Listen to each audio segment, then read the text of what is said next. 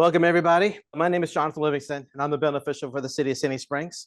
Today, we're going to be talking about our new portal. So recently, the city changed their software for all of our permitting, which included a new portal as well. And we're going to discuss that today. So some of the things we're going to talk about is what is the new software. It's called OpenGov. So we're going to talk a little bit about what it is, why we changed, some of the new features and enhancements that we have in it, as well as going to go over some of the go live expectations, because like with any transition to new software, there's going to be a few hiccups or delays along the way. And we're going to kind of go over what those are and what you guys need to do to help us out. And then how we get through this transition period. Then we're going to actually have a live demonstration. I'm going to kind of walk basically through the life cycle of our project. We're going to do a couple things. I'm going to create a portal account. We have a new thing for contact registration, which is discussed in a little bit. And then we'll actually apply for a permit, submit the drawings, go through a round of reviews where it gets failed, revisions required, you resubmit, it gets approved, you get your permit card, and we'll wrap it up with scheduling inspection. All right. And like I said, we'll go through this and kind of go through a whole life cycle.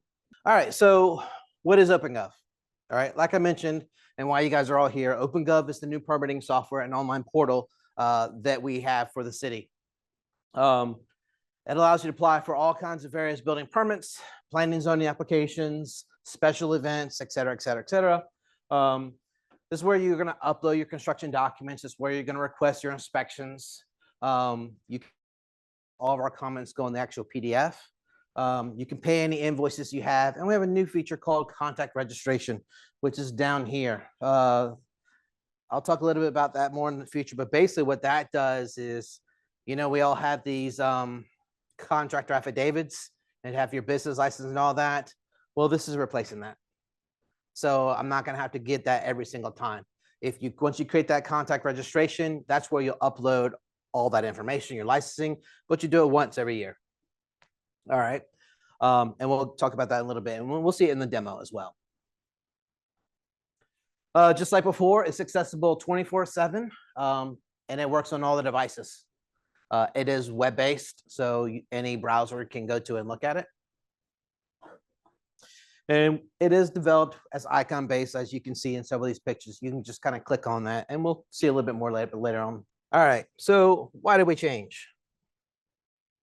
So the old permitting software, we were having some troubles with it. It was an old system and was failing to keep up with our needs, honestly.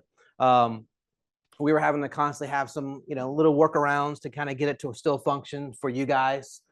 We were having difficulties scheduling inspections. So we felt like it was time to change and find a new vendor. So we did. We put out a detailed RFP, and we had over a dozen different software vendors come to us.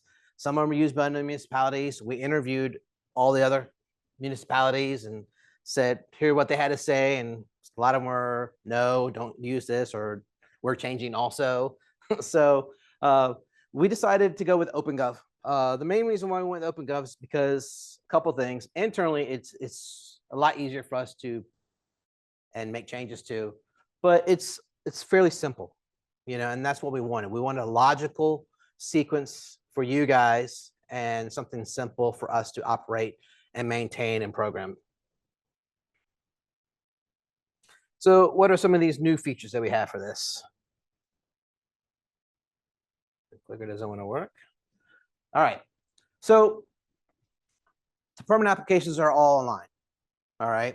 We always had this feature before, but we're trying to make it exclusively online. So unless you come into the office, it's all online. And there's a reason for that, because it's very difficult to create a generic application, one size fits all. You just can't do it. So if you ever looked on some of the old applications, paper applications, you were asked some questions that didn't maybe apply to your specific permit, and you're having to answer questions that just confuse you. And quite frankly, it confuses us. All right. So when we created this and we went with this online version, it has smart logic built into it. So we ask you a question, and depending on how you answer it, turns on a different set of questions. So now you answer is relevant to your specific permit. All right. So that's the benefit of going through it online. So it's as lengthy or as short as it needs to be, depending on what type of permit you're applying for and how you answer your questions. The inspections. Another thing we did is we separated inspections into the different phases. Before they were kind of all under inspections. And then we had problems with prerequisites. And we've also had problems with people maybe missing some inspections. So by separating it out into phases, like we have our pre-construction, then we have foundation inspections, then we have rough inspections, then we have final inspections, basically. It's a logical evolution sequence of inspections of the life cycle of a project. So by separating them out that way, it won't turn on, say, final inspections until you finish all your rough inspections. And another thing that we're doing also is when we do our pre-con with you guys, we're going to take the time and look through your drawings and customize your inspections for your permit. The decision that we made, so our building inspectors, when they come out there, they're going to kind of clean that up for you. So you should only have the relevant inspections for your specific permit.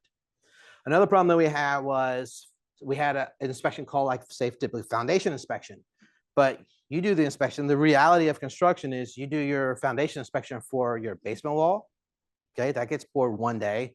You might have interior columns that gets poured a different day, but you already did your foundation inspection. Which foundation inspection do you see that you already did a foundation inspection, but you had to have all your foundations inspected? So what we did, we kind of customized the inspections and made them more a la carte. So we have like basement foundation inspection, interior column foundation inspection, deck footing inspection, accessory structure footing inspection. So we kind of separated them all out so that we can keep up with which one's which. Permit cards.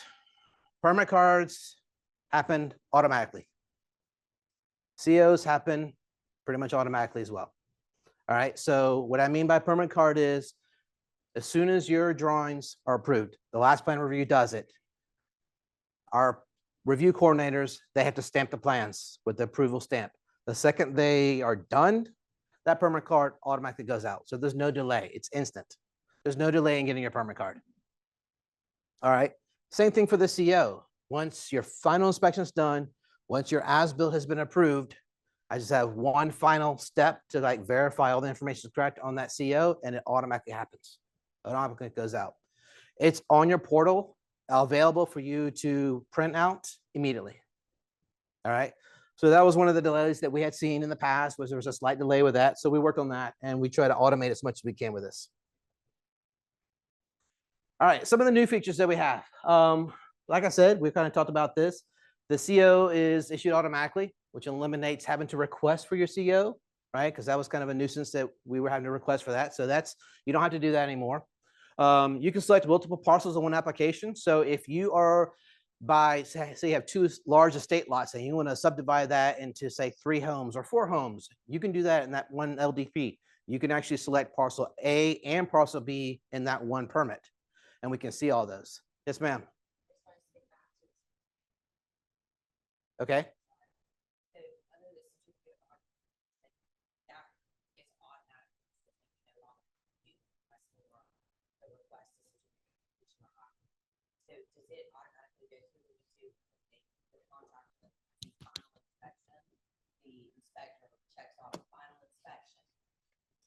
Then it automatically pops CO once he's approved it. Right now it shows in the old portal, it shows 95% or 99%, 100% complete. Yeah. You know, green like this. Yep. So now when you do your final inspection, the inspector puts in his approval. Yes. It'll automatically generate that CO. Well, if you have as-built, you have to submit your as-built to get those approved first. But then yes, yes. You do not have to request your CO anymore, period. Because we have it all here, we can see it all.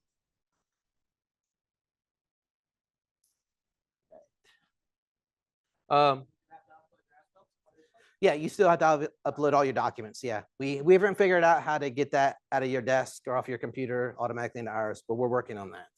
AI is working on that right now. Yeah. All right, so contact registration. All right, so this is, like I said, this is something new. What it is, it eliminates all the affidavits. It's a pain. You have to go get those notarized for every single permit. You have to get that notarized. By doing this contact registration, which is required now, we're going to verify, once you create that account, that ID, we're going to go ahead and verify in the beginning your business license and your professional license. All right. The advantage of doing that is we only have to do it once, and then however, whatever your cycle is for your renewal period. Your contact is searchable, but as soon as you do that and we verify all your information is up to date and current, we basically, then it becomes available for you guys when you apply.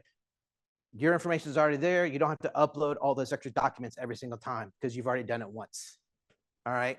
If you use a runner, a permit expediter, or somebody to do that for you, all that information is already there because you put it in there for her. So now all she has to do is just search. When she goes to contractor, you search for your name, it pulls up, and then all that information auto populates. And I'll show you that in a little bit. Part of that is we have the ability to have a renewal campaign. So if your license is due in October every year, you're going to get a reminder, say 30 days out or 2 months out, saying, hey, your license is about to expire. Please update that and upload your new documents. So as soon as you do that, we'll review it, verify the new documents. You're good for the next year. All right. So you should be getting reminders automatically from us saying, hey, you need to do this. But by doing that, like I said, we don't have to worry about affidavits anymore. We also have a new chat feature. All right. You don't have to send emails back and forth all the time. You can do it directly in the permit. The advantage of doing it directly in your permit is we have a log of any discussions that we have. If you have a question, it's in here. We respond, it's in here. All right, and I'll show you that in a little bit as well. So you can actually chat with, say, your plan reviewers now, with your building plan reviewer. Like if they say, hey, you need to fix this, you're like, I don't understand, what do you want me to fix? We can say, you need to fix this retaining wall over here or whatever. And then you can say, I got it, okay, thanks, before you resubmit.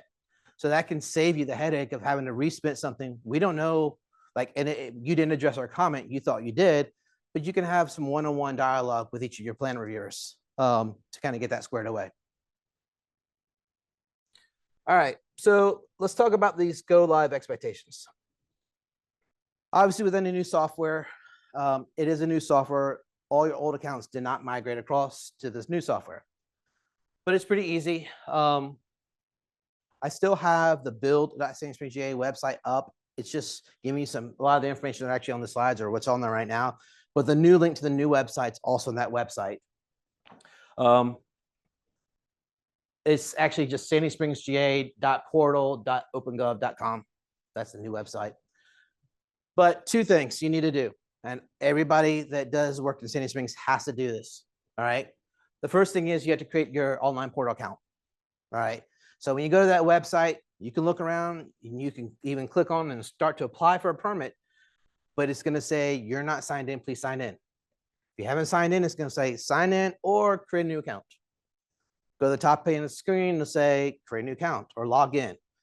Either way, you're going to have to sign up for a new online account. All right. Now, I will tell you that it needs your name and your email. I think that's all it technically needs to start up. But when you go through the application, you're going to see you're missing information. So take the time and go ahead and go to my info and actually fill out the rest of your information as well, so it shows up on your permit card. All right. The second thing is we need to link anybody that has existing permits that are actually active permits right now. We need to link those to your account after you create it. I can't link it to your account because you haven't created it yet. So I need you guys to create your account first and then tell us, hey, these are my permits, my active permits that I need you to link. All right, we created, it's on our website. This is actually on the website as well, but that's it. It's spr.gs/OpenGov link permit. But if you click on that, it'll take you to our website and you just type in your name, type in your portal account, which is your email address that you use for that, and then just give me a list of all your permits. Second you do that, I'll link you up to it. Now you have access to all your stuff. Contact registration. All right, and I've mentioned this a couple of times. All contractors and trade contractors are required to create the contact registration. All right, like I said, it's used to verify your professional license and your business license each year. It's searchable on the permit. We have the renewal campaign for it. You don't have to get it notarized affidavit. So first thing is create your account. While you're on the account, you can go ahead and create your contact registration. And it's not limited to just contractors. It's anybody that's frequently applying for a permit or involved with a permit. All your trades, for example, also like anybody, an expediter, anybody that frequently uses the system, I definitely recommend creating that because all the information is already there. So you can just search for them and find them, and then it'll automatically populate all their information. All right. And we have their business license, their professional license already on file. The advantage of that is nobody has to see all your information. All right, because it's your information and your contact ID. Now, key thing to note, and this is kind of unique for those that use expediters, is the expediter can log in to their portal account using their portal, and they can actually create these contact registrations for you. All right, it's possible, but it's not what you want to do. And the reason why is because if they leave, or you choose to use somebody else, or even if it's your assistant, your admin, and then they leave and something else changes, then they have to log into your account and you don't have that information. So you need to log in and create the account under your portal account. That way you're going to get the email saying, hey, it's time to renew. Click here. All right. So just make sure when you create these registrations that you create them when you're registered in on the portal. So I want to make that distinction. It'll save you a lot of potential headache later on. All right. Emergencies, like I said, we're in transition right now.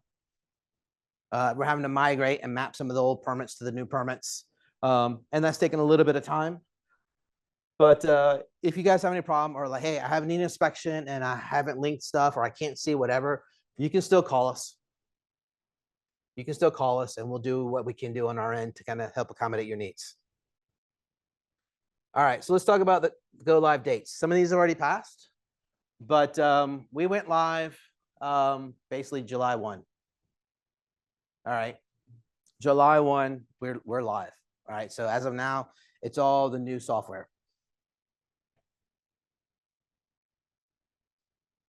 Inspections, because we've gone live now, once you create your account, once you create your contact ID, once we've synced all your permits in, now you can just log into that permit, click on it, and request your inspection when it turns on. All right, because if you haven't gotten to that workflow step, it's not active. So it keeps you, in the proper sequence of events.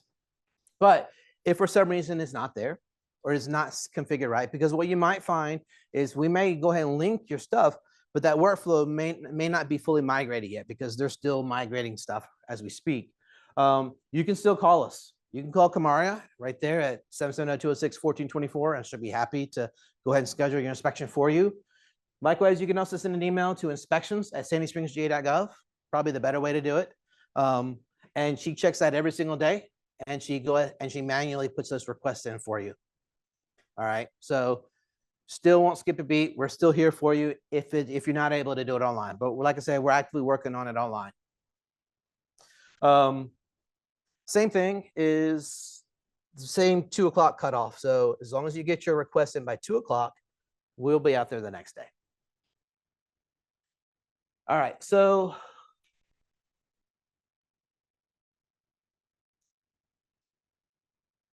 yeah, this is just kind of in general, some things that are going to be open. We're fully live now. If you need a variance, that's on. There's a brand new application for that. If you need an LDP, new house permit, whatever it is, a trade permit, it's all available online. And I'll show you that here in just a minute. But we're fully up and running right now. Like I said, the only thing would be just some of the migration for your specific permits. Does anybody have any questions so far before we dive into this live demo? Yes, sir.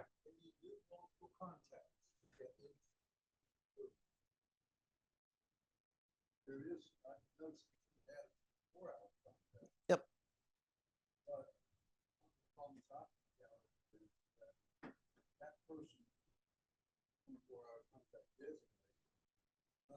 Business license, necessarily a relationship with the business and with the project.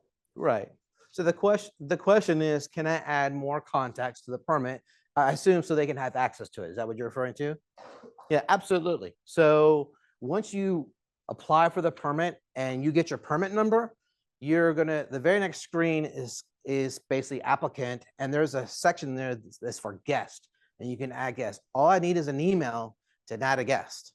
And when you add a guest to your permit, that means they have full access to everything. The only thing they cannot do is edit the application if we request changes. So like if you put the wrong valuation in or the wrong square footage, staff's gonna say, hey, highlight those fields and say, hey, you need to fix these. And you're gonna get a notice up there, and we'll see that when we do the demo. And you'll have to address that. Only the original applicant can make edits to the application, all right? Which usually is fine because that's the application part of it. But other than that, any guests can do anything else. They can upload new documents, they can request inspections, they can print out the permit card, everything else. Yes, sir, in the back. Mike?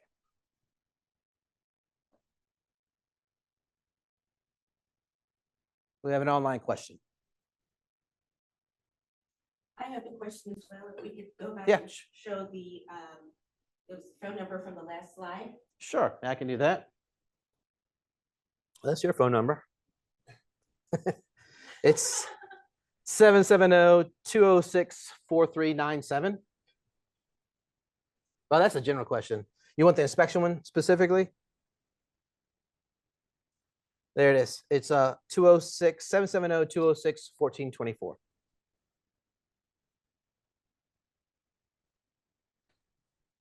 Yeah. Mr. Chacho, did you have a question? I do. So in this new platform, will the work to be done, the issue at hand, be described by name, or are we referencing all these things by permit number only? That is, if I got 6 projects going, am I having to memorize permit numbers, or can I say Overlook Park improvements? Yes, so it's a good question. The question is, how can you find out which permit is which? So yes, there is a permit number for it. And Steve, like for the city ones, ours are going to have a prefix city in front of it. But other than that, you also, on the application, you also have the ability to add a project name.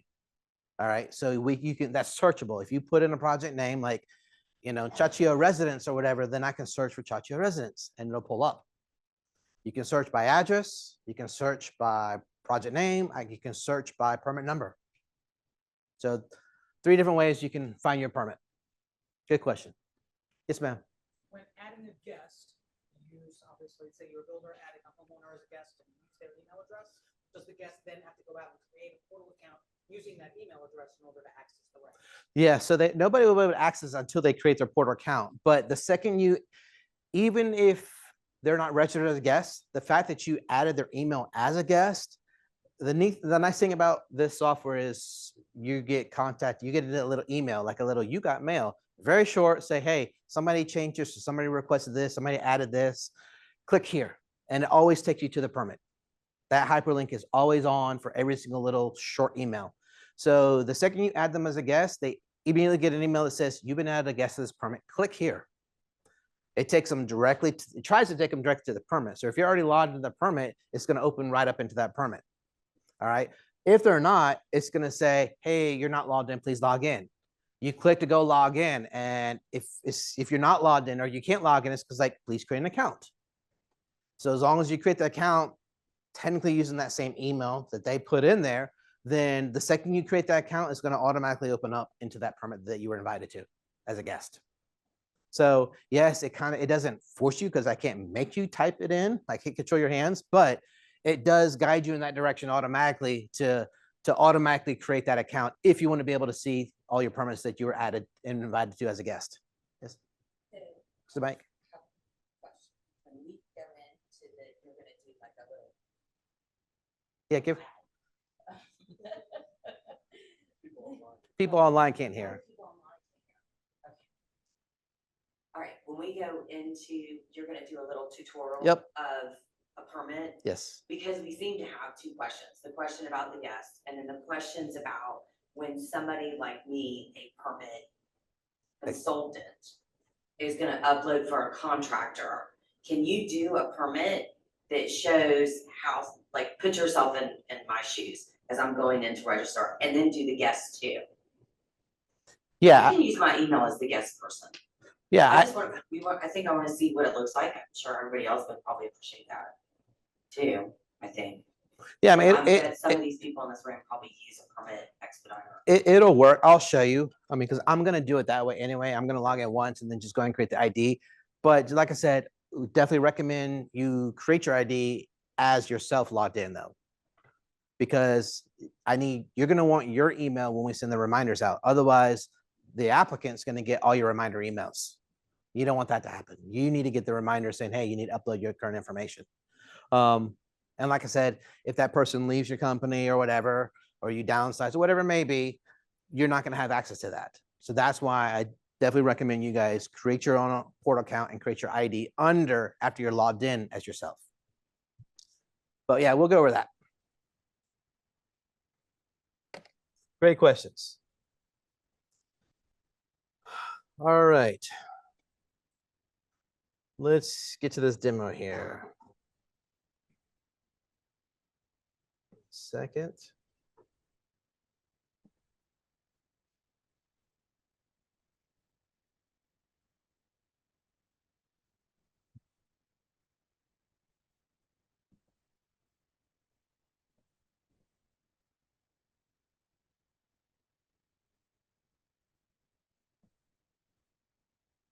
All right. Let's see.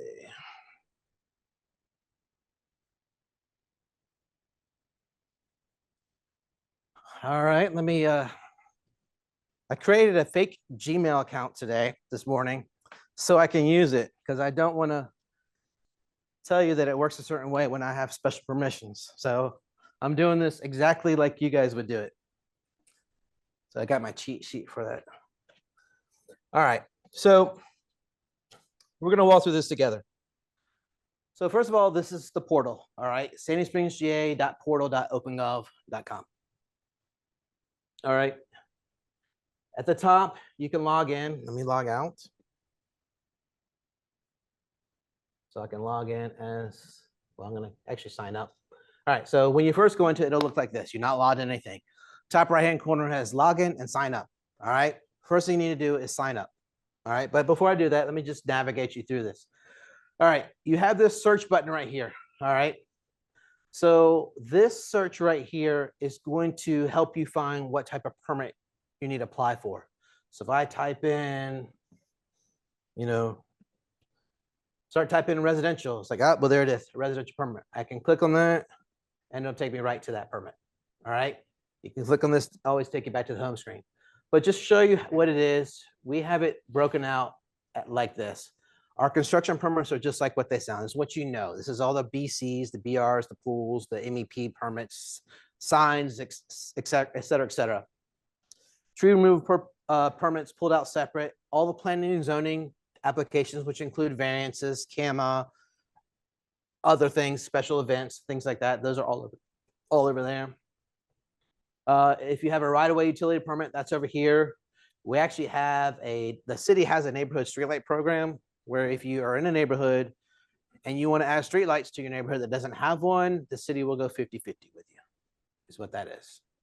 All right, so there's a special program. And here's the contact registration.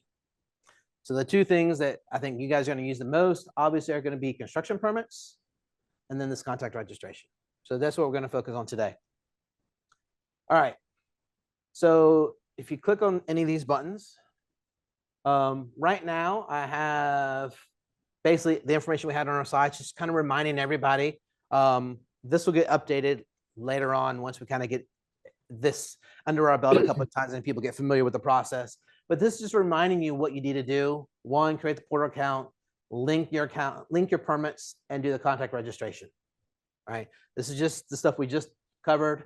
And then, how, what your expectations are. And if you need help, here's what the help is.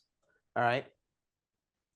But once you get down to the bottom of it, here's all the different types of permits: commercial permit, residential permit, LDP, pool, et cetera, et cetera. So let's do a residential permit. All right. And then I have a little description about this. So what exactly is involved, or what what is this permit used for? All right, any new construction for residential. A little note here, townhomes. Townhomes are a little unique. If you have a townhome that's 4 stories or more, it's considered commercial property. So just keep that in mind. You'll need to apply for a BC permit instead of a BR permit. But if it's 3 stories or less, it's a BR. I also, like before, I also have help in here. So the community development GIS map. This is helpful if you want to see what your parcel ID is. Because we have flags, it'll tell you what your zoning is if you don't know, which can tell you what your setbacks are, what your building requirements are, heights, et cetera, et cetera. But mainly it's your zoning district and setbacks. We also have a link to the development code, which will tell you what's required. Like in certain zoning districts, it can only be this, it can only be this tall, whatever. And then the technical manual is, this is the how-to. So if I have to do a curb cut or something like that, provides the details on what it needs to look like. So everything you need to know is right here in the beginning. Before you even get a permit, I put it all right here for you. These are actually under every single permit. I put them on all of them. Yeah. Once you click on the permit, this is like the home page for that permit. And I have a description of what the permit's like. And then I have all the help links underneath at the bottom of it for every single permit. So you don't have to hunt for it. You don't have to go back to another page. It's right where you are going to be. All right. So it's relevant to what you're doing. All right. So we're in a residential permit. We're going to go ahead and click on apply.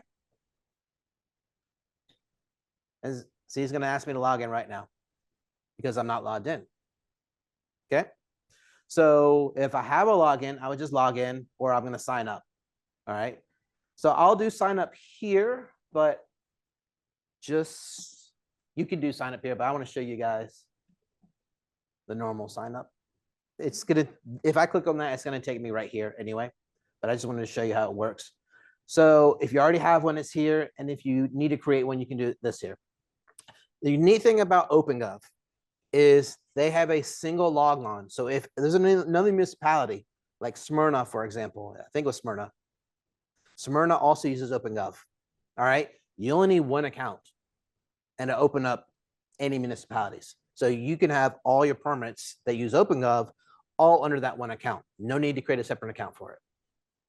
So if you already have an account in Smyrna, you're good to go. These will show up here. So if we can just get everybody else around here to switch to OpenGov, it'll be a lot easier for you guys. But so we're going to go and create an account. All right. I'm going to sign up for one. What email did I want to use? This one I created this morning.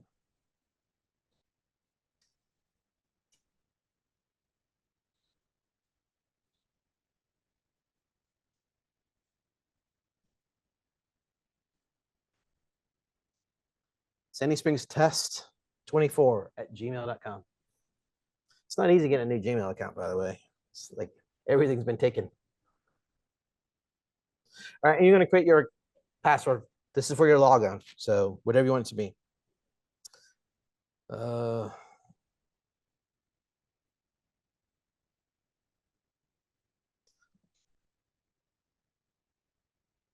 Hopefully that password worked. There you go. Now I'm in. But because I was actually on it remember that I was actually applying for a residential permit. So you can see I'm logged in.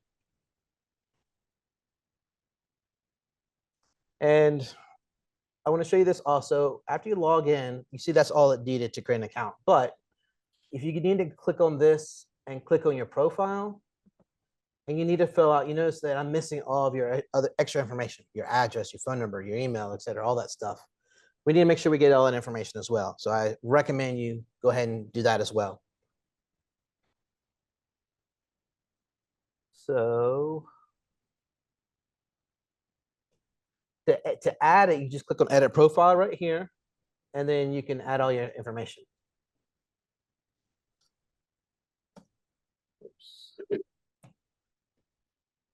think we're going to say this guy is Sandy Springer. I should put Jerry Springer. I'm going to give him a phone number, give him an address. I don't know if it needs to be in New York. We'll go with it. And we're going to save it. All right, so now I've completed my profile. Now when I apply, all that information is gonna go and already be filled out, ready to go. So I don't have to fill it out on every application. That's why you want to go ahead and fill this out now. Otherwise, it's gonna ask you to do it.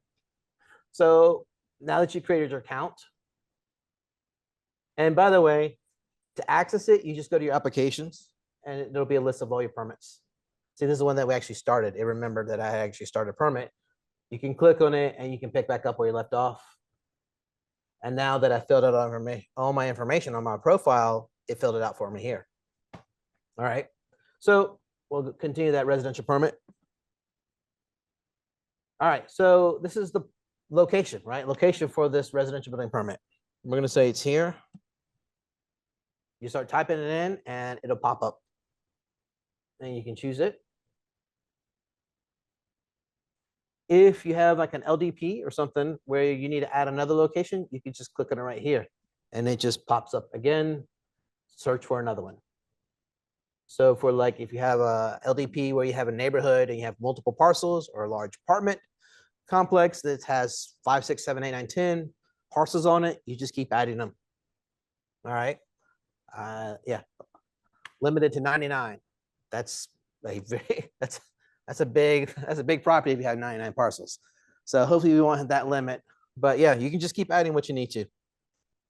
All right. So once we have that information, usually that first screen is automatically filled out because you already did it. Now it goes into the property owner information. So the information that you saw on the previous page, let me go back for a second. It comes from GIS. All right. Once we selected it, here's the address we selected, and all the Fulton County tax record shows up. Okay. So this is straight from Fulton County. And any property data that we have at our GIS, and just FYI, MBL is parcel ID. It's just what OpenGov called it because they're out of Massachusetts. They don't call it a parcel, they call it an MBL. I asked them to change that. They probably will in another future release, but it'll tell you some information that we have on the Fulton County tax records at least. So now that we have that information, the first question is property owner information. Are the property owner details on the previous page correct? All right. This is beneficial for you guys that build new homes because oftentimes you have bought the property, but it hasn't been updated in Fulton County records, right? How often does that happen? Probably quite often that we see. So you, in this case, you would say, if it is correct, you say yes, and I just need your phone number. But if it's not correct, it's going to say, note, you're going to have to give me proof of ownership. All right, so I need your deed, your purchase agreement, your title, or whatever it is.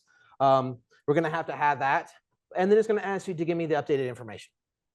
And then staff, when you finish submitting this, they'll verify, yes, the documents you gave me as proof of ownership matches this, good to go. All right, that's all I need. So this will make sure that we have all the latest and greatest information for your permit. All right. So for simplicity, so I don't fill out all that. I'm going to say, yes, it's right. And I'm going to say phone number and email. All right. And you ask a project name. This is where you do it. First question, give me the project name. It's not a required field, but it is an optional field. I definitely recommend it. You know, we can say, you know, Springer Residence. Fat finger. Let's see. Springer Residence. All right. Now, type of work. All right. This is what you guys are used to seeing as far as, you know, is this a new house? Is this an addition and alteration, et cetera, et cetera, et cetera. So here's where you select what it is. All right. And something also nice about this, sometimes people get confused with what's considered an interior renovation versus an addition and alteration. All right. It's not a big deal. Within this permit, if you pick the wrong thing, we can fix it. You don't have to cancel and withdraw that permit, and you don't have to reapply for a brand new one. All right, we can fix that. All I have to do is go right here and select the other one. All right, I couldn't do that before. Now I can.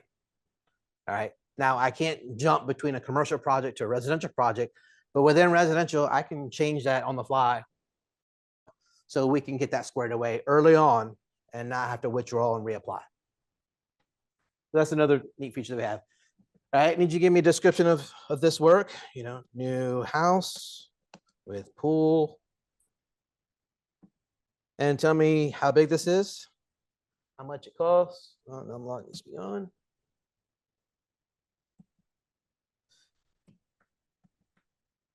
All right. Just keep in mind, the square footage is the total square footage. All right.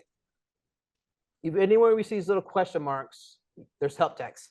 So please note the total square footage includes the total square footage of all new and or modified construction, including basements, habitable attics, decks, covered porches.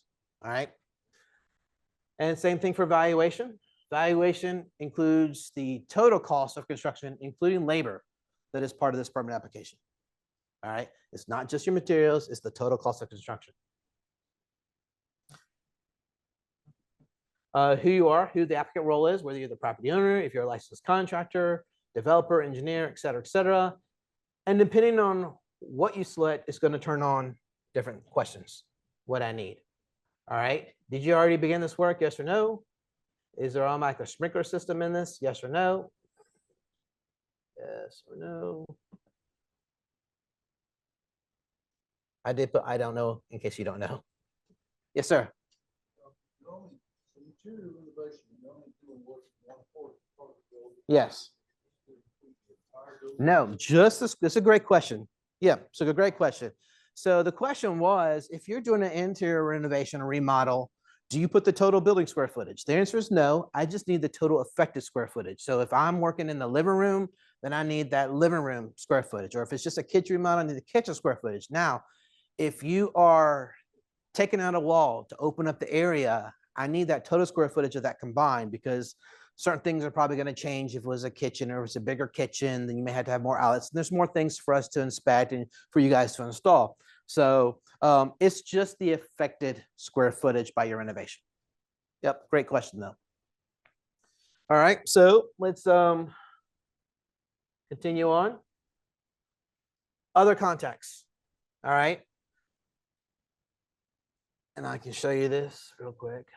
Other context is anybody else you want to add to this permit that you don't want to have access to. All right. This is, I don't have access to this portal account. This is, so this will be like, if you have, you know, an admin or something like that, or it's the 24-hour contact, for example, or whatever it may be. There's all kinds of circumstances where you need to add somebody else in your business that that we need to have. So if you click on that, first of all, you can search. Remember this contact registration that we talked about? You can search for it. All right. And it's new, we're still getting people registering for it, but you can search for it and there it is. And it automatically filled out all the information for them. This is the contact registration or the registered contractor. All right. You can see it already has all that information in here, auto-populated, so you don't have to hunt for it because you already did it once. It's already here. So that's the advantage of doing that.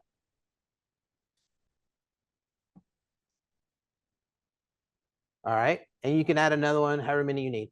And you can select who they are.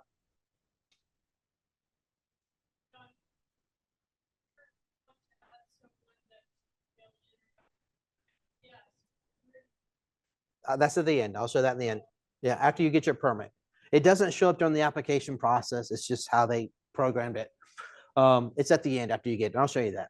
All right. And this is the erosion control agreement. Remember, it used to be a PDF. Well, it's all online. Digitize it.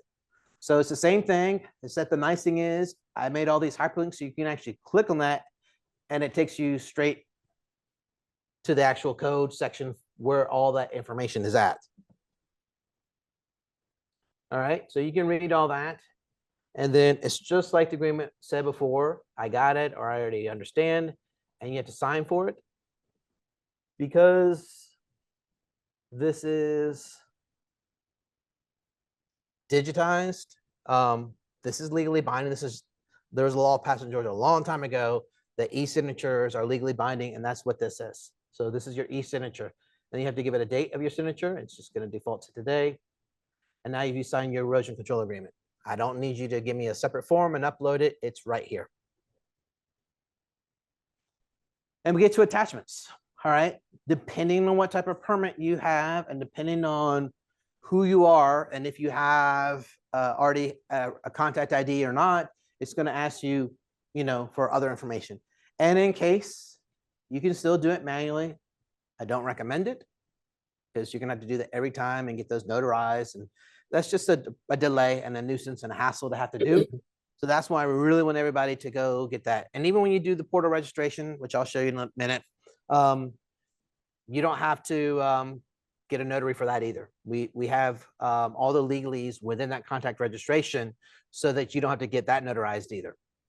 All right, so I'm going to upload the drawings. It says it's required.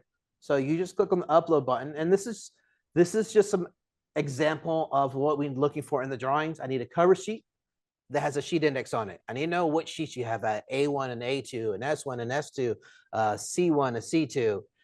We need to know that so I can verify that when we get ready to stamp your plans, A, that we're reviewing all the drawings, right? But two, when I'm getting ready to stamp the plans, that I have a full set of drawings. What we don't want to happen is that we have an incomplete set of drawings that we stamp because you didn't give it to us. That's why we need the sheet index, all right? That way we can kind of just quickly verify, hey, yep, all the drawings are here. So I'm going to go ahead and upload this real quick. That'll work.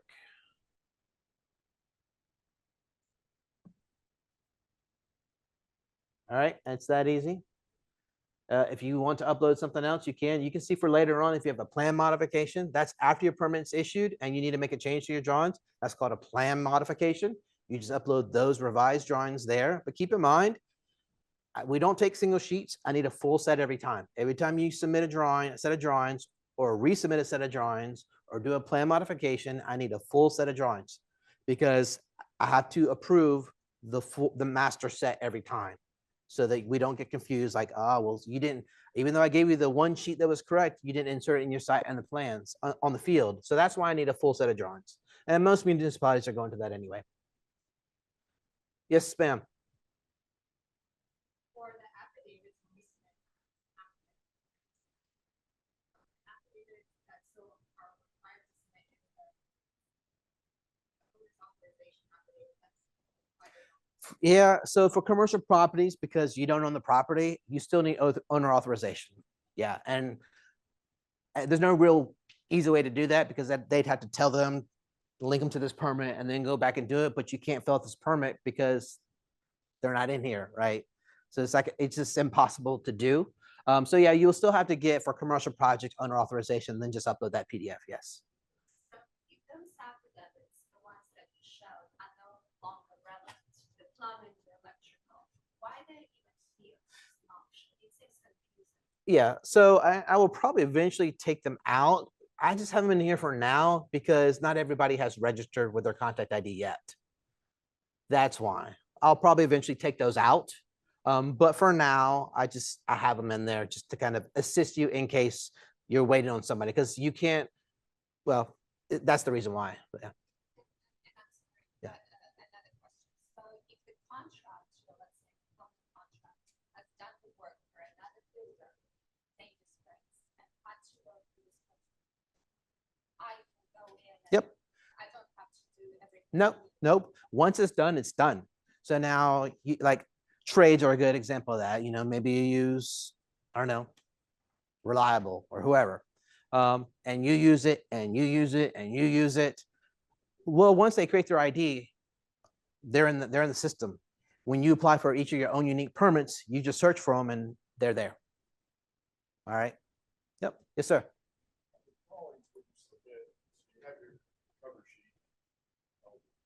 Yep.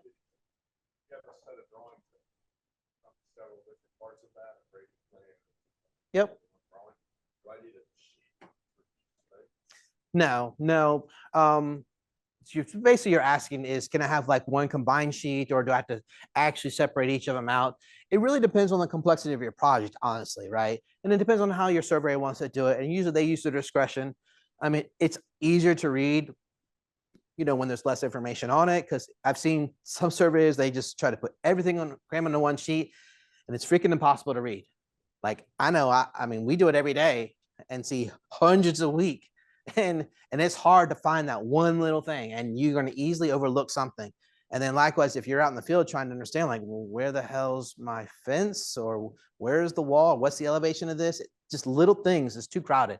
So, you know, I don't have a policy yet. If it gets out of hand, we may make a policy, but I'm not trying to be like City of Atlanta.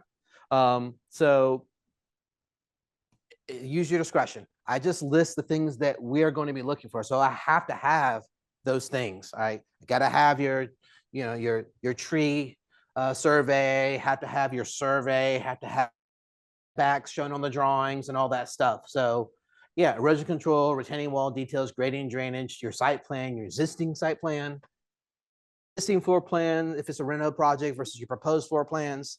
I need to see all that. All right. And then we're just trying to help guide you in that direction. That's all. How they come to us, it doesn't matter. This is technically the order that they're supposed to be in, you know, but as long as I have them and I have that sheet, I'll ask you for. But good question. Yes, sir. Yes. The signature required is by the owner. Why do you use the language contract? Well, It's confusing. yeah, I don't disagree. That's why we're kind of trying to go to this system so we don't. Yeah, there was some language a little confusing in the old affidavit language. I agree. It's just some things that we need to clean up. Really, it's the owner that has to sign. For the owner authorization, yeah, for the owner authorization, the owner needs to sign that, yes. It was probably just, that probably was just created from one of the other templates and just missed that little text. Yeah, you're right.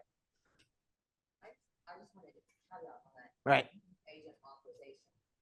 So that owner's authorization, and agent authorization, it's, you either have a contractor that is having someone, an authorized agent, pull the permit for them, or it's the property owner that's having an authorized agent. It can be any scenario, yeah. So it comes down to this: whoever owns the property is who's ultimately responsible for it. All right. Legally, you're supposed to have permission to do work on somebody's behalf. All right. That's what the affidavit is for. That's what the authorized affidavit is for.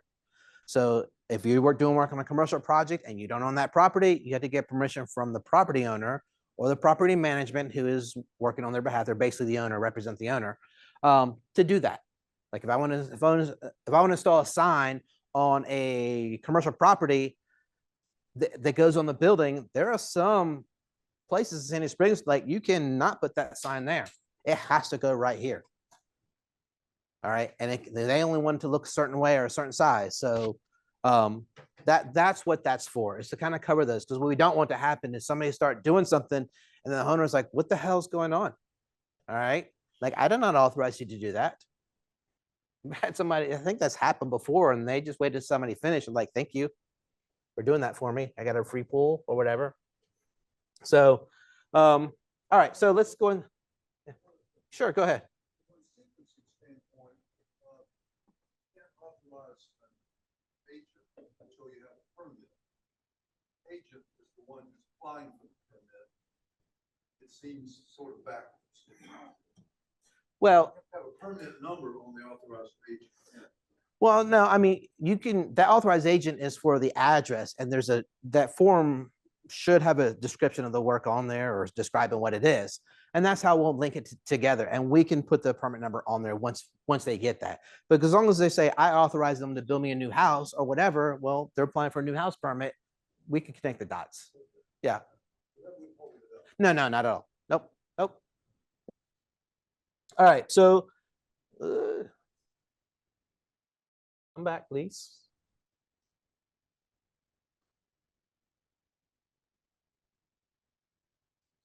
See what happened. There we go. It timed out on me. All right. So I've submitted the drawings. Let's go ahead and complete this application real quick. Great questions though, guys. All right. So we filled out the application and now we're going to submit this thing. It's going to ask me to confirm everything in here. All right. This is all the questions that it asked us and what we answered. If something doesn't look right, you're like, the square footage is wrong. Just click edit. It'll take you right back to that section, fix it, work your way back through and you'll get to the end. All right. But once we're done, confirm everything's good, we're going to confirm and ask for our permit. And boom, you get your permit number right away. All right, right here.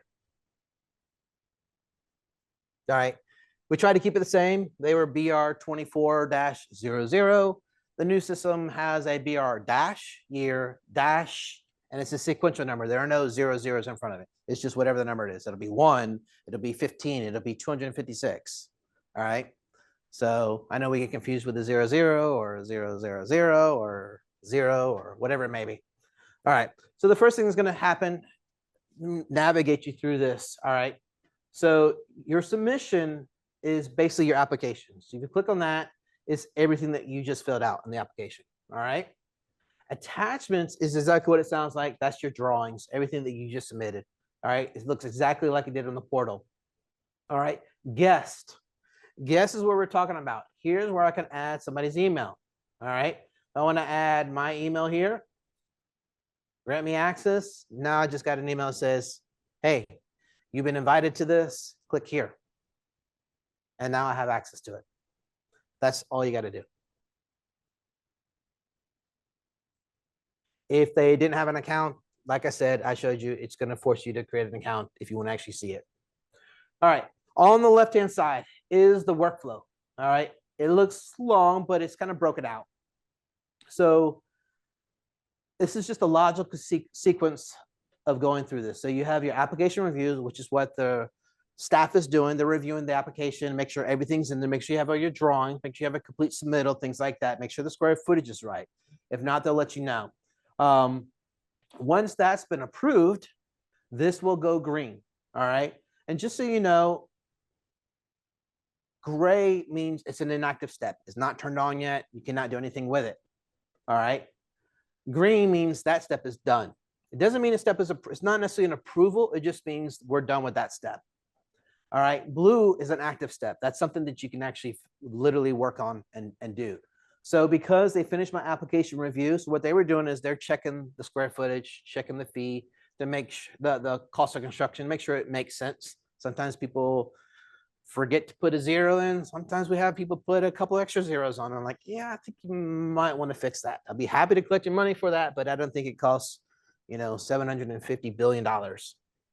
So you can go to permit fees, and you can see here's all your permit fees right here. All right, just itemized, broken out. You do have the option to go ahead and pay with a credit card. All right, you just click on that and say pay with card, and it'll just go through normal online payment process. You can pay with a check. All right, with an online check. That's another option. Well, yeah, using your bank account or with a e-check. I guess you have to come into the office for a check because we actually need to see that. But this is an e-check, is this one.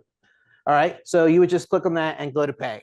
All right, because we're live, I don't want to pay that permit fee. So Jesus is going to kind of take care of that. He's going to pay for that for us. So Jesus, if you don't mind paying that or waiving those fees for us in this permit. But that's how you would pay. Notice that the building plan review hasn't begun because our policy has been for a while now. Like, we don't begin the plan review process until we get a complete application and until your fees are paid. But now that the fees have been paid, or it's went in gray because he actually waived the fees, so it kind of graded out. Otherwise, it would have turned green. It turned on all the plan reviews. All right, as you can see, they're all blue. That means they're active. That's literally what's going on right now. There's a building plan review, a site plan review, PZ, Arborist, GIS, and a public works right-of-way. All right. And what the right-of-way permit is, that's if you happen to be in a sidewalk network. All right. It's mainly everything down Roswell Road, up Johnson's Ferry, anywhere where the city has city sidewalks installed or as part of their sidewalk master plan. There's a GIS flag that says you're within 100 or 50 feet of the center line of the sidewalk network. And it's just a flag, and it turns on that plan review automatically. All these are conditioned depending on what you select. So if it's an interior renovation, then I don't have Arborist, I don't have PZ, I don't have a site plan because it's just interior reno. All right. So those are conditioned smart depending on what you select. So now, as you can see, the plan reviewers have kind of gone through it and they've, completed their steps. All right. And then what's going to happen is if they go through the round of reviews, do request change. Yep. We're working on the back end pretty quick, But let me show you while we're here. Another neat thing is I mentioned this chat feature. Find my mouse again. There we go. At any of these workflow steps, literally any of them. All right. If I want to click on my building plan review, I can message them, say like, hey, do I need to include the found? If I click in there, click in the box. There we go. Hey, do I need to include the foundation detail? All right.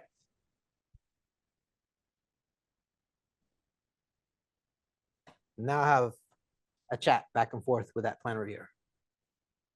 All right.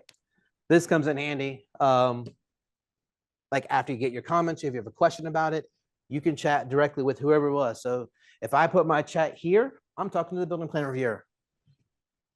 If I put my message here, notice that message is gone. Now I'm talking to the site plan reviewer. If I do an application review, I'm talking to the permit tech. All right. So now you can ask directly the question you want directly to the person who can answer that question. All right. And the advantage of this is you have a log. You see every question that you answered and every response that we gave you. All right. And it's nice because you can keep up with all that. So if we had to say, hey, you don't need to do that, or hey, do this, well, it's in writing now. The problem is in the past, somebody would send me an email and it's part of my 850,000 emails that I get every day. And sometimes it gets lost and I would need to copy that email and upload it into this permit. And now it just becomes another attachment that I have to know that it's there to go find. But now the nice thing about this is this question about the plan review. It's right there. So it's unique to that subject, to that workflow step. Everything that's relevant to it. Yes, ma'am. What's the response turnaround time? I see it. Yeah. Yeah. So well, the response is however fast we can get to it, but you get notified instantly. So the second I did that, whoever that was assigned to that building, they immediately got it. All right. They got a message saying you got it. Same thing. If I send you a message, you immediately get an email that says, hey, Jonathan sent you a message, click here. And it goes up right away. All right. So you're going to get an email. So we're doing this super fast. The reality is this may take weeks. All right.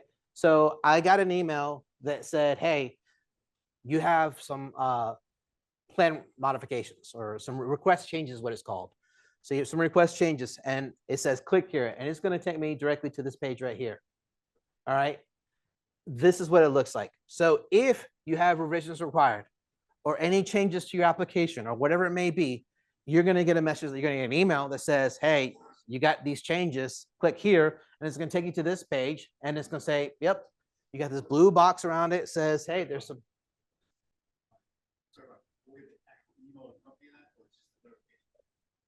Say that again.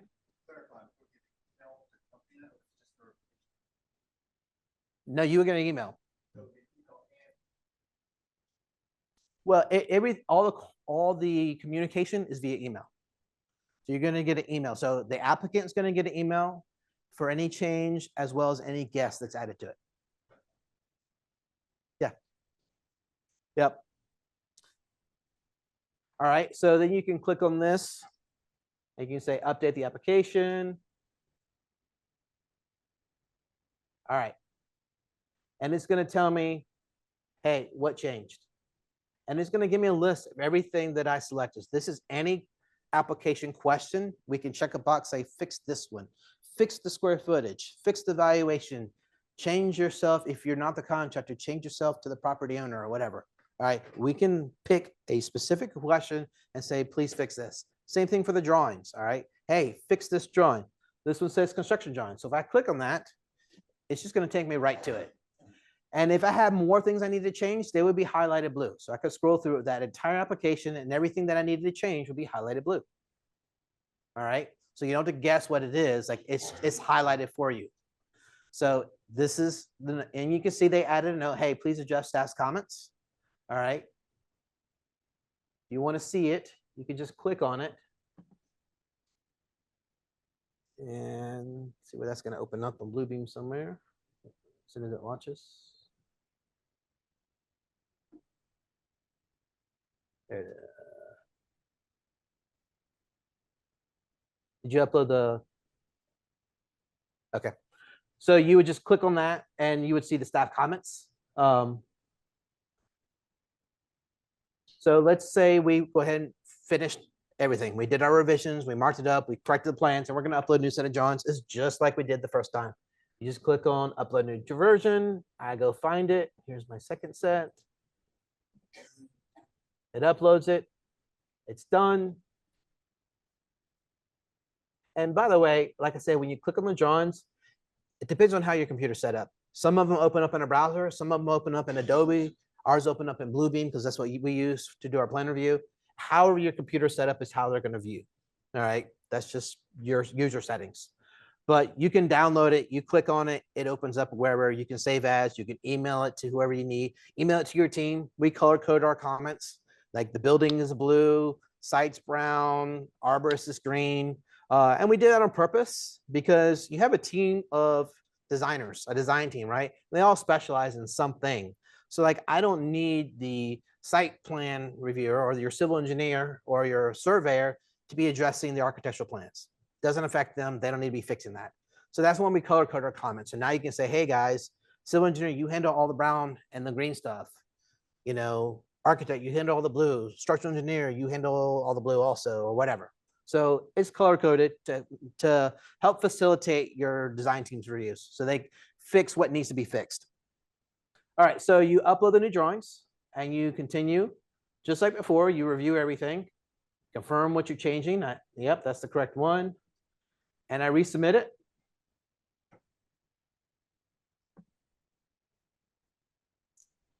If it will go. Fresh. May have gone.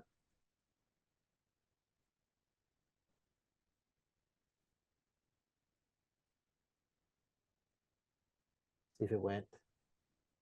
Oh, there we go. Oh, kicking me out. I think I'm taking too long. So I'm gonna go back to my account. To find your project again, go back to applications, and here it is. So this is good to know. So when you log back in and they get to my specific permit, that's how. You just go to my account, applications, and click on that. And I'm right back in. There you go. And I can see, oh.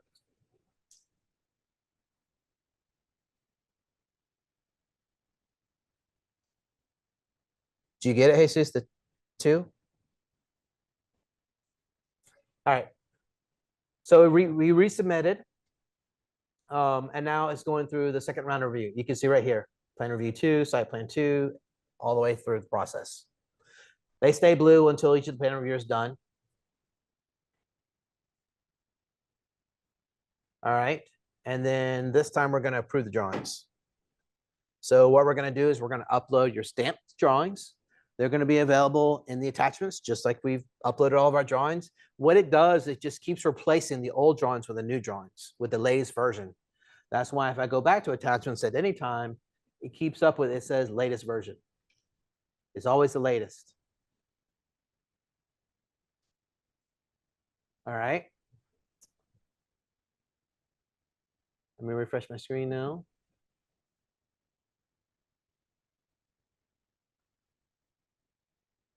You need to do something else.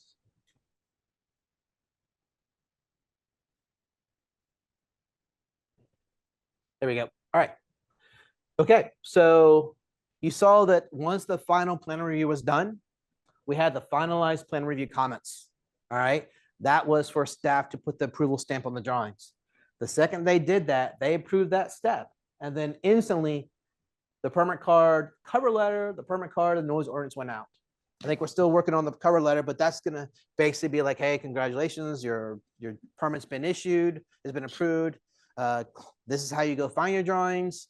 Here's where you need to post your construction box. Please make sure you post your noise ordinance also in your permit card and the construction box.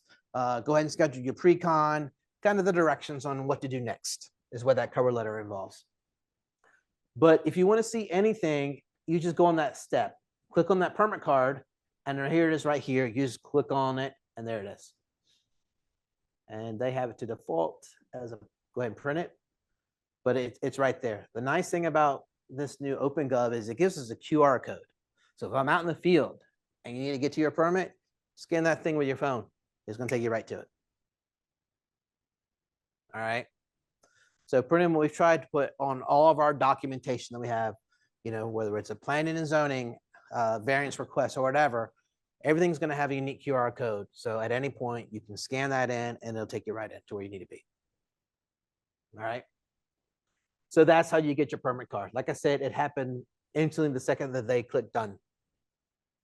All right. So now let's talk about, and then you see it immediately turned on the next steps, which is my pre-cons. Nothing else is turned on. You got to do the pre-cons first. You see, it just follows that logical sequence. So that helps minimize the chance of you guys missing an inspection. All right, so we don't get in trouble. All right, so to schedule inspection, you just basically click on this, the building pre-con, and there will be a list of inspections available here. Like obviously there'll be more for foundation inspections or for rough inspections. There'll be more available. But I want to request an inspection. So you click on a new, you pick the date that you want it on. Say, I want this inspection for tomorrow. We have the option of AM or PM. We'll try our best to meet it, but we have a lot of inspections every day, like 10 or 12 a day per inspector. So it's quite a lot. But let's say we want an AM as best we can. And I want it for the 24th. You can pick it for any other day. Weekends are great out. All right. The appointment contact. It always defaults to whoever's logged in. All right. If I'm the applicant logged in doing this, it's me. All right. If I'm a guest, if I'm the contractor that was added as a guest and I'm logged in as myself as a contractor, well, that's going to have me here. Well, actually, that's the applicant. You click on guest and remember I added myself. Well, I can pick me. And then it has all my information in there. All right. Or if you need to do it the old school way, you know, hey, this is my superintendent. This is Bob the builder. This contact number is that. And a note, whatever you need to say, gate code is 1234. And then request it. And that's it. So I have one requested. All right. You see there's a tab here for scheduled and a tab for past. So once you request it, at the end of the day and rolling in probably the morning, we're going to take all the requested inspections and we're going to actually schedule them. We're going to assign them to the specific inspector because right now it's not assigned to anybody. You've just requested it. But we're pretty good about honoring, you know, your request, me not coming out there the next day. We'll try to meet any time limits if we can. We cannot guarantee it because problem is, if I go to one site inspection and it's a doozy, they just miss a ton of stuff, or it's a very complicated project, we might be out there for an hour and a half, and we don't know till we get there what it's going to be and what else is going to involve. And that might mean we're running a little bit late to get to your inspection, but you know, I've told all of our inspectors, you know, try to call you guys, send you a text, notify you, say, hey, we're on our way. But you can see who they are. You can message them directly. You can got all their telephone numbers available. You can call them, say, hey, when will you come out? If you get plumbing, he can tell you exactly what minute he'll be out there because he's got it programmed into a spreadsheet that way. But once it's been scheduled, you can see, you just click on the other tab for schedule and you say, all right, well, this has been confirmed for Wednesday, the 24th. And Jesus is the inspector and will come out sometime in the day. All right. We can put a specific time in there. And if you request it, we'll try to honor it. Like I said, otherwise, you know, it may be an AM, PM, it may be sometime in the day. We'll try to do what we can. And any notes that you had in there, like this was Bob the builder as a contact, and here's any notes that we added as well. Yes, sir.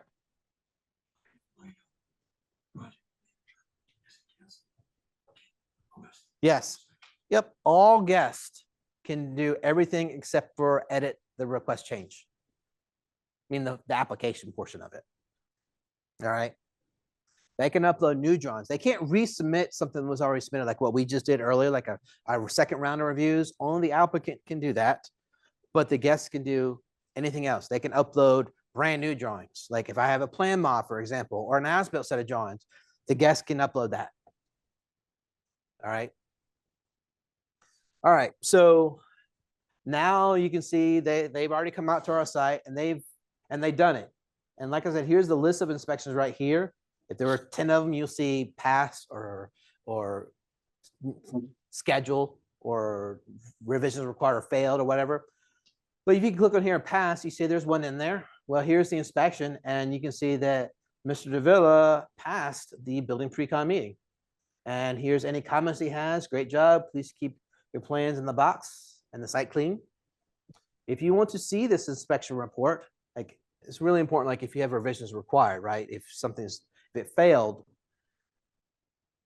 this is what it looks like. They try to keep this very simple on purpose. We don't need fluff. We just need to get to the point, right? So here it is. It's a pre-con, and here's our comments. Now I will tell you, probably as a little bit later this year, we're probably going to have these in more of a checklist form. So like if I have, a foundation inspection, it might be like, is the footing dimensions correct? Yes, pass, fail. Is the rebar in place? Pass, fail. Is the clearance for the rebar correct? Pass, fail. All right. So then you'll just see that specific questionnaire right there. And we can add a photo anywhere. If we added a photo, you would see it right here as a little thumbnail.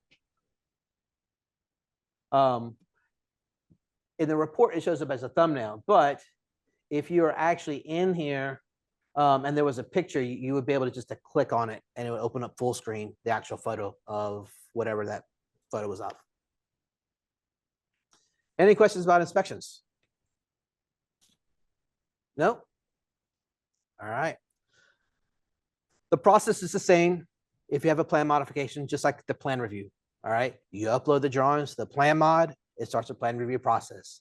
Once that finally gets approved, V1, V2, however many rounds it takes to get those drawings approved, it'll reissue a new permit card and it'll just replace the old one. Okay. Same thing for as-built. It's just another plan review. So you can see down here at the end, once we get done with all of our inspections, and let's talk about that real quick. All right. We have pre-cons, we have building pre-cons and site pre-cons. Then we have foundation inspections, rough inspections, and final inspections. And then after that is submit your as-built drawings. All right. We added in here some land development inspections. All right. And we kind of separated the inspections out intentionally for like building versus site, because they are uniquely different and they have kind of different schedules for that. So all the inspections that you guys are familiar with, they're obviously going to be in what you're used to, the rough and the final inspections and the foundation inspections. But we did add the land dev. So I think what we're looking at doing is possibly having the option for you guys to select, when you might want to have your site inspection. All right.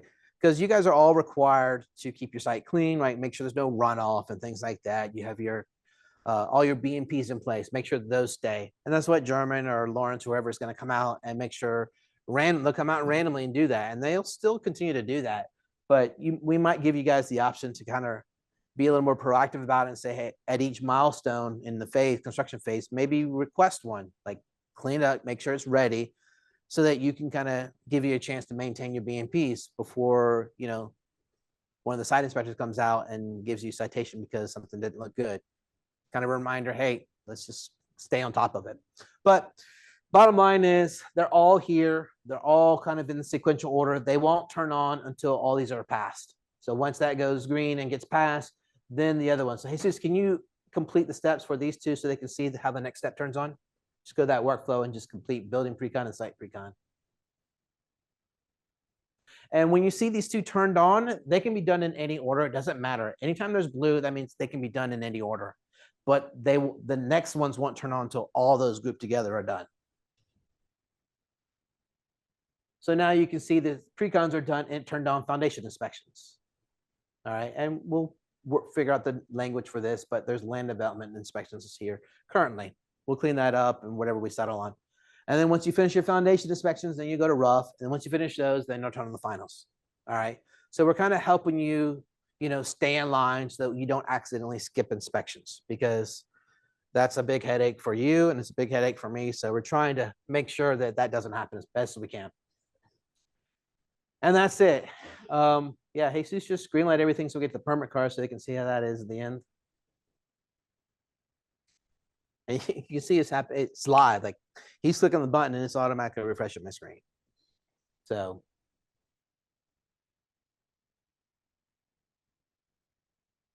he is going to town with it. All right. So now you've submitted new drawings. We're fast forwarding through time as we can. All right.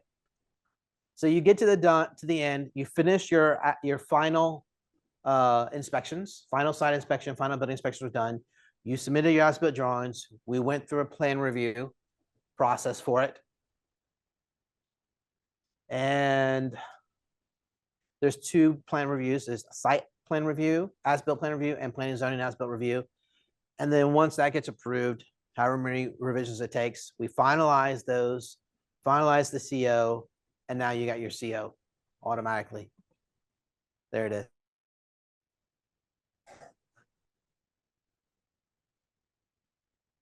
You don't have to request it. It just it happens automatically. Any questions? All right. Kamara's going to come around with the mic.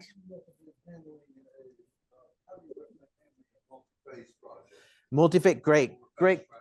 Okay, great question. So a multi-phase project. So I'll use an apartment as a great example of a multi-phase project, right? Because they have different buildings going on at different times. All right. So they want to request an inspection on building A in January, maybe in March or April, where they're finally getting around to B, building B. If you let us know ahead of time, like at the pre-con, talk to your inspectors, let them know, hey, I'm going to pour these at 3 different times. If you let me know ahead of time, I can accommodate that. I can create a second or a third foundation inspection for you, and I can put them in there. So if documents for each phase are being issued at different times, that's just a modification of it? Okay, what do you mean by modification? Are you talking about like you want to have an early package, like a foundation package? Okay. In order to get started, but you've not finished with your architectural. Gotcha. Yeah, for like a normal commercial project, typically is what we're talking about. Yep. All right. So that's a case-by-case basis. We will allow that. If I have a full set of foundation plans, those get approved, we'll issue the permit. I'll put a condition on that permit card that says this is foundation only. That'll stay that.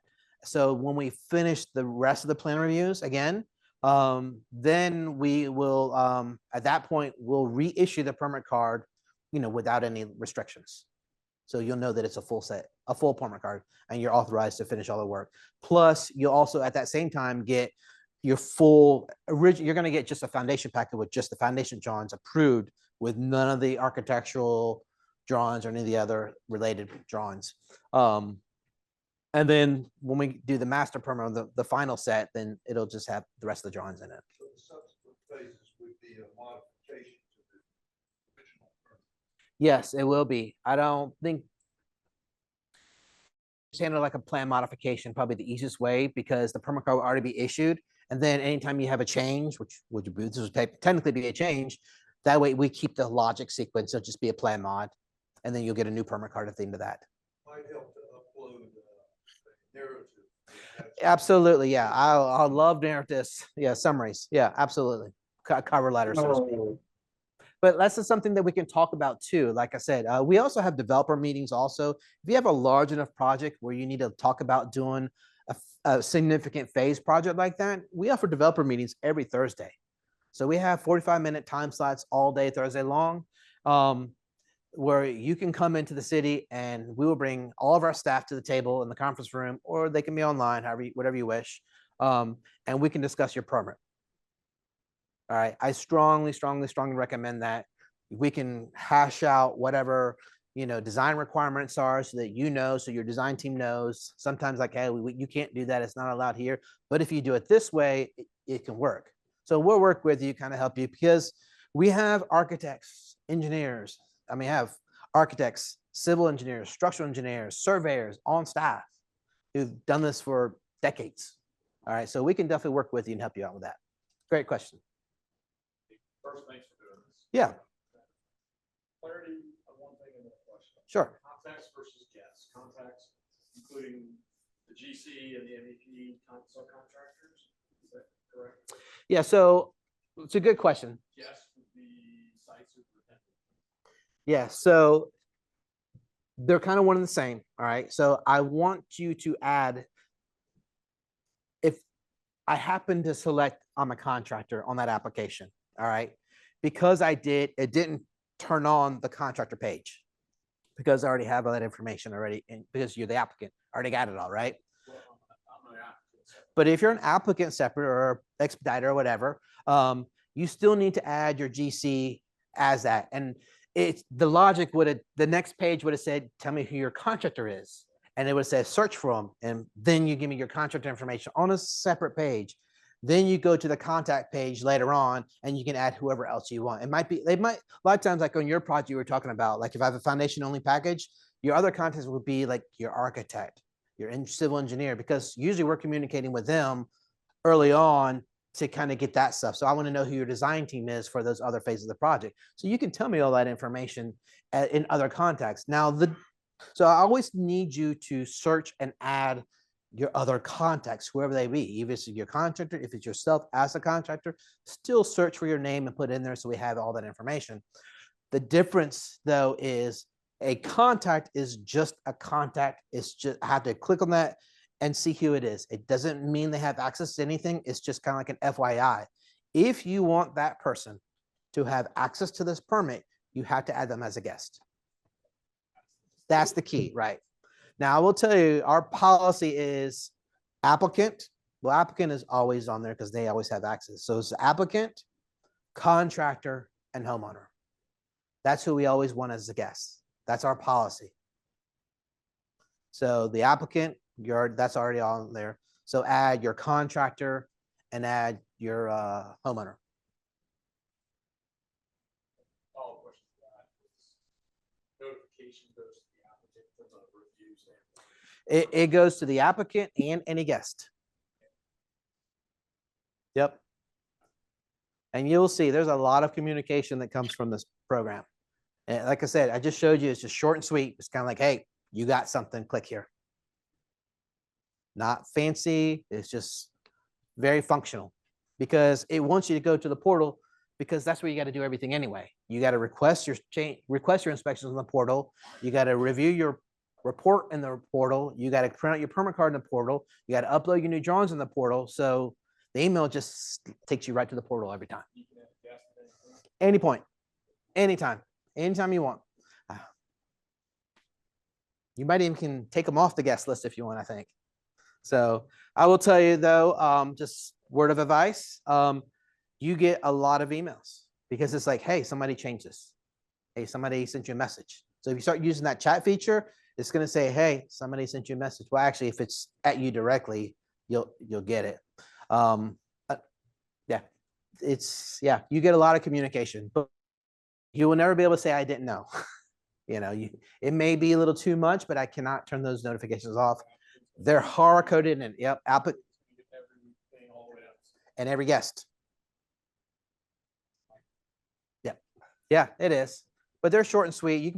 What I would recommend you do is there's going to be a lot of them is I recommend you create a folder, a filter in your email. Just say everything that comes from this email address, just put it over here.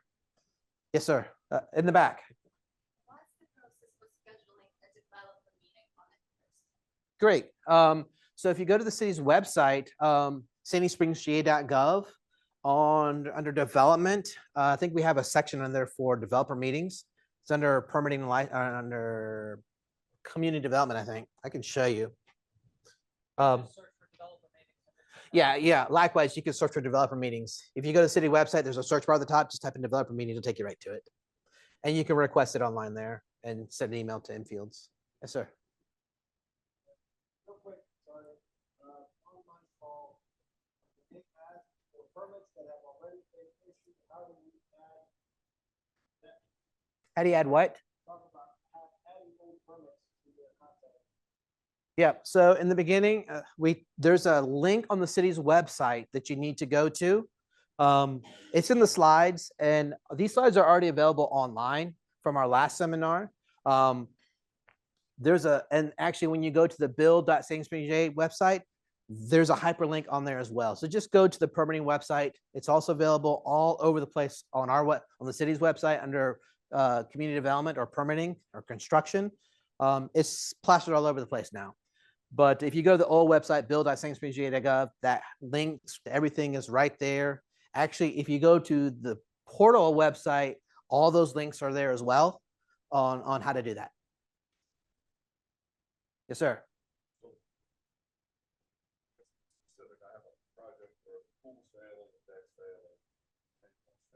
Figure that out. Can I get a permit to figure all that stuff out? All right, so your question is, so you have an existing house or residence that has a lot of failing things. Your question is, can you take all that out before you get a permit? I'll take that out. Yeah, so you can't begin any work until you get the permit.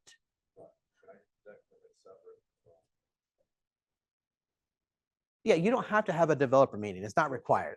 Developer meeting is not required. It's just a service we offer. If you have any questions about a particular project, decks are a good example, all right? Because some of the older homes are built close to the setbacks. Like my house is actually over my setback, all right? It's called a legal nonconformity, but I would never be able to add an addition to the left side because I'll be encroaching into the setback. Decks are something that come up quite often, as are pools, where maybe the house is set a little bit further back, or maybe there's a stream buffer. All right. And you might not be allowed to make that deck as big as you thought you could because it would be encroaching into that stream buffer. So when you search for your address on that GIS link, remember I had a link to that, you can search there and it'll say, hey, you have a stream buffer. And if you do, you might want to come into developer meeting, save yourself a little headache. We can be like, hey guys, just know, here's the line, just don't go past that line. Not a problem at all. We have it for all kinds of things. There's no limitation. You can ask any questions you want. If you want to ask me what I have for lunch, I'll be happy to answer that too. So, yeah, great questions. Any more questions? Anybody online? No, we're good. All right, guys. Oh, wait, we got one more. Last minute entry.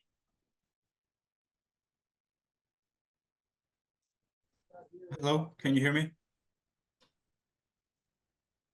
Hi. Go ahead. I have a quick question.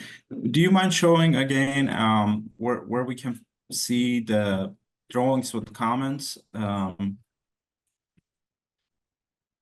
the drawings with the comments. Yes, please. Upload those drawings so I can show them how it is. All right, yeah, sure, I can do that for you.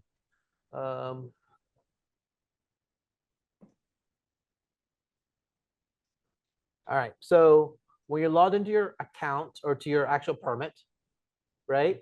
Yes. Yep. You go to attachments. I'm gonna let Jesus upload that drawing real quick. Okay, there we go. Perfect. All right, so click on attachments. Yes. And right here, this is always gonna be the latest and greatest. So anytime we give you something back, it's either gonna have city comments and it's gonna say, hey, please fix it, or it's gonna be approved set plans. So as you can see right here, it says city approved plans, and you can download it. You can see, if you click on it, you can see the old version and the latest version. All right. I see. You can download that PDF. You can click on it and open it up and look at it. and it's on my different Okay. screen. Find my mouse. There you go. There it is right here with the approval stamp on it. If it was a revisions required, it would have like a legend on it and a whole bunch of color coded comments on it. Okay, But got it. we try to put all the comments on directly on the drawings. That's our policy. That's what we're trying to do. Yes, got it. Thank you. All right. Yeah, great. Any other questions? Nope. Yeah.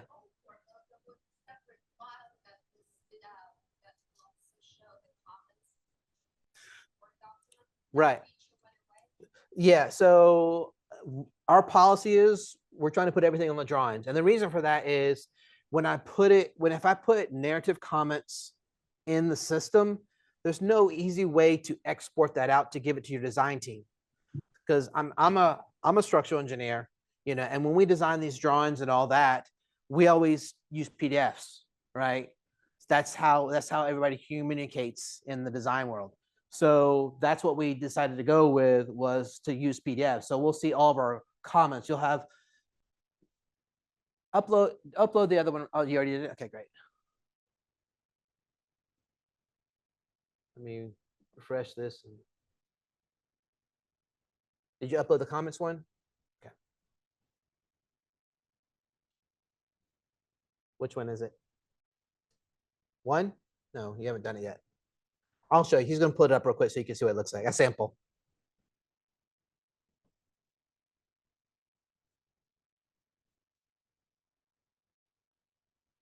Actually, I can do it too. And I can also show you. Where's my mouse? Here. Looks like this. They're color coded. You can see every discipline. Actually, in the workflow step where you saw building plan review, whatever, there it is. See, building plan review is blue, site plans brown, arborist is green, et cetera, et cetera. So this is what it's going to look like when we mark up your drawings for you and we say revision required. So you can take this PDF, download it, save it, and email it to your design team. So, and yeah, like I said, color coded, I think is really the key. That really helps out. Yeah. So now if you have questions and you want to communicate directly with somebody, it's like maybe you didn't understand what that comment said or what it meant, or maybe something just didn't quite make sense. Find my mouse again.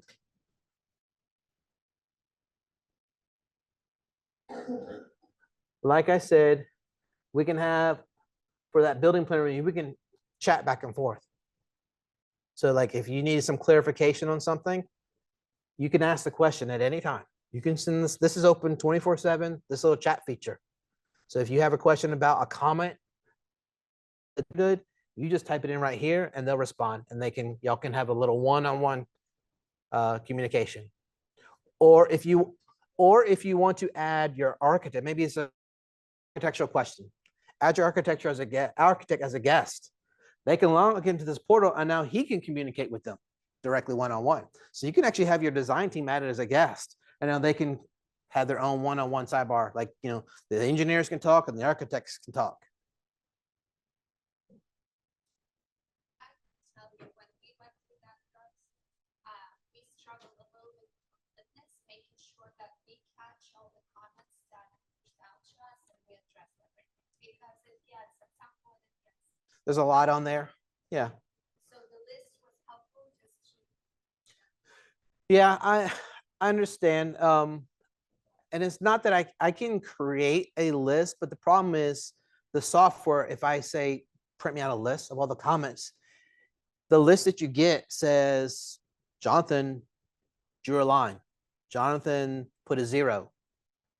It's not a narrative description. Any type of narrative comments that we want to have, they would probably be right here in the chat feature is how we're going to try to capture all that information.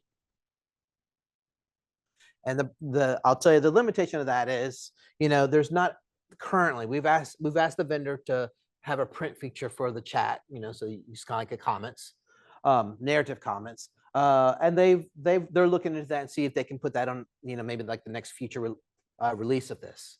Because there's no printout. The only thing you can do is you can like print screen and you can print this whole, dialogue. Or if you wanted, I mean, if you're savvy enough, you can just copy what you want and paste in a Word doc. And now you have all correspondences as well. Heard my name. Yes.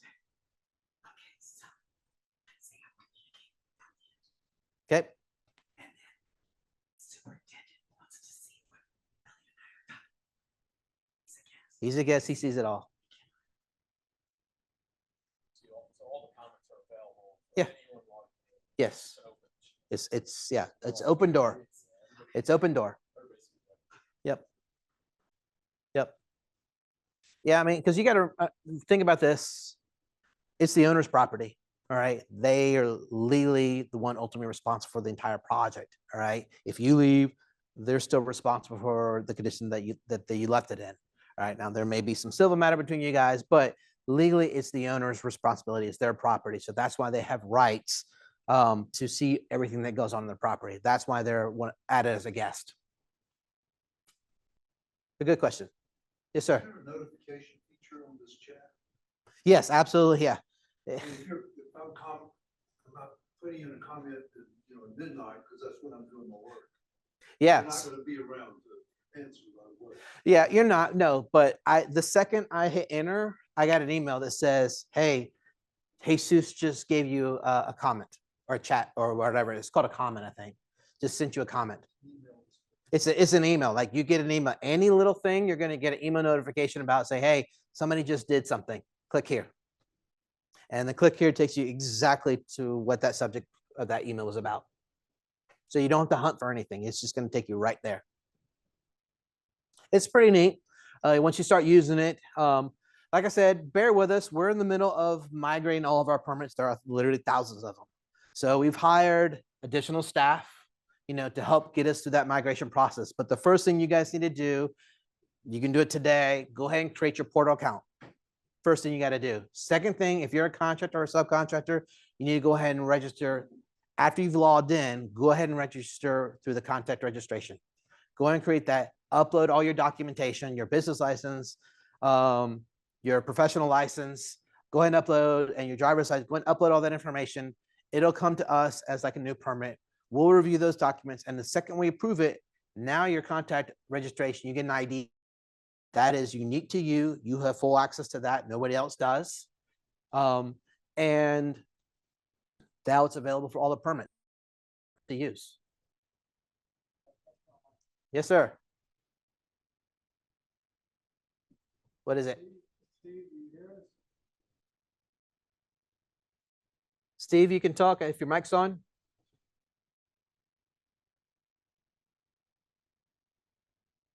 Okay.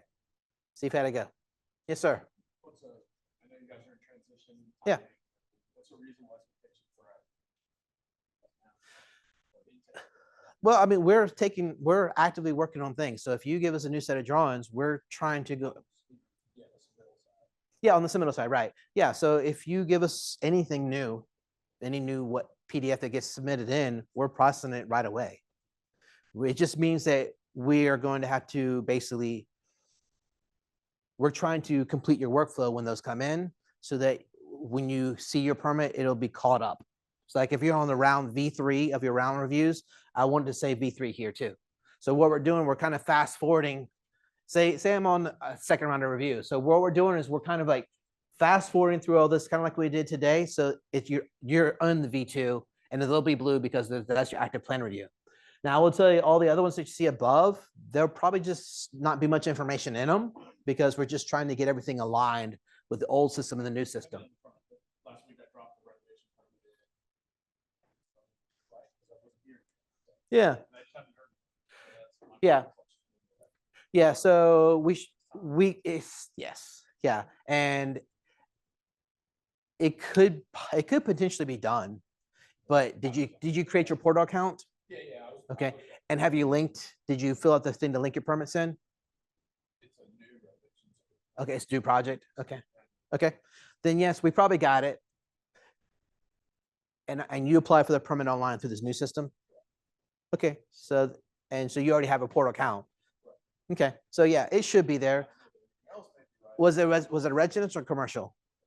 So residential is about a week. It's about a week, 5-day turnaround time, roughly. That's all I'm asking. Yep. It's roughly, we're trying to work through this migration process. So things might be a couple days slower, but for the most part, we're still trying to get on as fast as we can.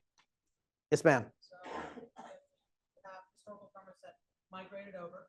Yep. And your contractor has created his portal account. In absolute terms, to get any of these things done, he has to link the permit. Or Yes. He can't request any sort of, can't request a CO in any other. He workaround. can't see it. Has to be done. Well, I mean, the answer is yes, that's what you need to do, and that's what you have to do. All right. If for some reason you still can't get to it, you can still send the email, you can still call Kamaria, and we'll try to connect dots that are not connected. All right. But we want everybody to be connected, and we're working our way through it. We got a long list. You guys have, the first class immediately gave us a long list. Hey, here's my, I went ahead and registered. Here's all my permits. And every day we're getting like 70 more every single day, 70 to 100 every single day. They're just flying in. And it takes a little bit of time to work through this to get it caught up, because like we showed, this application has smart logic built in. So if I skip some questions, then I mess up the application and it doesn't turn on certain things. So there's a process for it to happen. I can't just magically fast forward through it. Then things won't happen automatically. And that's what we really spend and focus a lot of time on, trying to automate and streamline as much of this as we can for you guys. So, all right. All right. If there are no more questions, Hey, appreciate you Jonathan, guys all coming. And if you have any questions, I'll be around if you want to ask me. Thanks, guys. thank you.